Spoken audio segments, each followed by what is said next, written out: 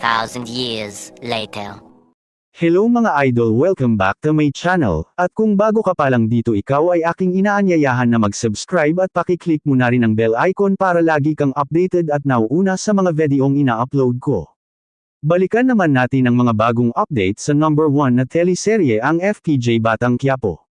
Dahil sa matinding labanan sa pagitan ni Ramon at Tanggol. Halos maubos ang mga tauhan ni Ramon, pero ang hindi alam ni Tanggol na nandun si Olga. Para patayin siya, pero habang nagtatago si Makang ay nakita niya si Olga na babarilan si Tanggol kaya mabilis na humarang si Makang at siya ang tinamaan ng balang para sa nakay Tanggol. Bumagsak sa lupa si Makang na duguan, hindi alam ni Tanggol kung sino ang bumaril kay Makang. Samantalang sinabi ni Coach Gary na isa na lang ang pwedeng lumaban sa tournament. Kaya sinabi ni Coach Gary na dapat maglaban sila ni Lorenzo at Santino.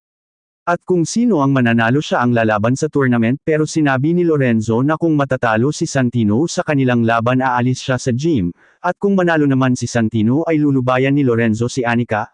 Ano kaya ang gagawin ni Tanggol at Ramon kung malaman niya na si Olga ang pumatay kay Makang?